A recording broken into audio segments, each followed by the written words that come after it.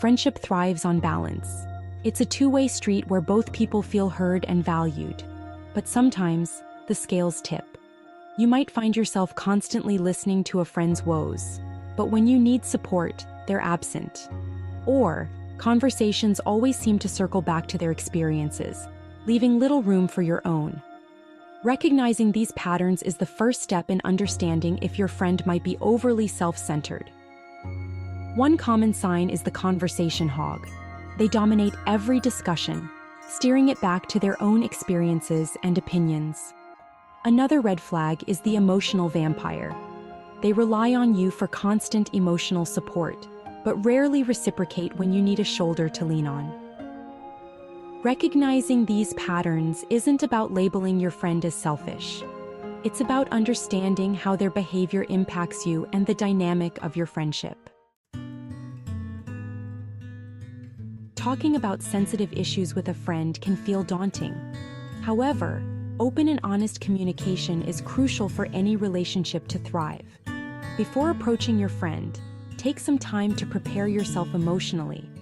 Start by reflecting on specific instances where your friend's self-centeredness has impacted you.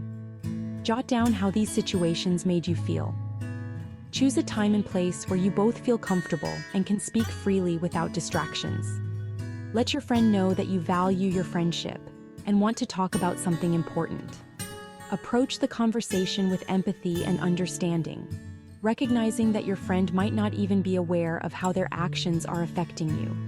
Focus on how their behavior impacts you rather than labeling them or their actions. Having the conversation itself can be nerve-wracking, but remember you're not alone. Many people struggle with similar situations. The key is to approach the conversation with empathy, honesty, and a willingness to listen. Start by expressing your appreciation for your friend and the value they bring to your life. When sharing your feelings, use I statements to avoid blaming or accusing your friend. For instance, instead of saying "you never listen to me," try "I feel unheard when I don't get a chance to share my thoughts and feelings." Be prepared to listen actively to your friend's response. They might have their own perspective on the situation, or they might not be aware of how their actions have affected you. Listen without interrupting, and try to understand their point of view, even if you don't agree with it. Communication is a two-way street. Sharing your feelings is crucial, but so is actively listening to your friend's response. Setting boundaries is essential for any healthy relationship, especially when dealing with a friend who might be overly self-centered. Boundaries are not about controlling others. They are about protecting your own well-being and ensuring your needs are met within the friendship. This might involve limiting contact when you need space, saying no to requests that drain your energy, or redirecting conversations that become too one-sided. It's important to communicate these boundaries clearly and assertively. Avoid being aggressive or accusatory, as this might make your friend defensive. Instead, focus on your own needs and how you can create a more balanced dynamic. Remember that setting boundaries might require some trial and error. By protecting your own well-being, you're creating a stronger foundation for a healthier and more balanced friendship.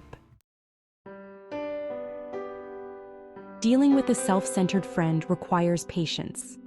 Change doesn't happen overnight, and it's important to allow your friend time to process your feelings and adjust their behavior.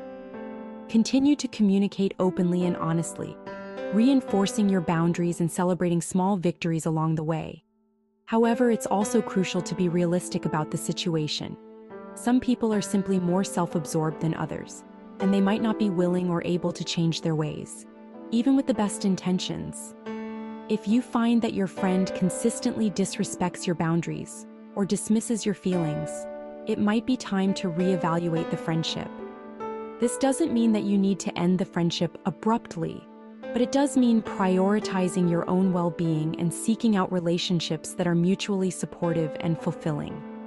Remember, you deserve to have friends who value you, listen to you, and respect your needs.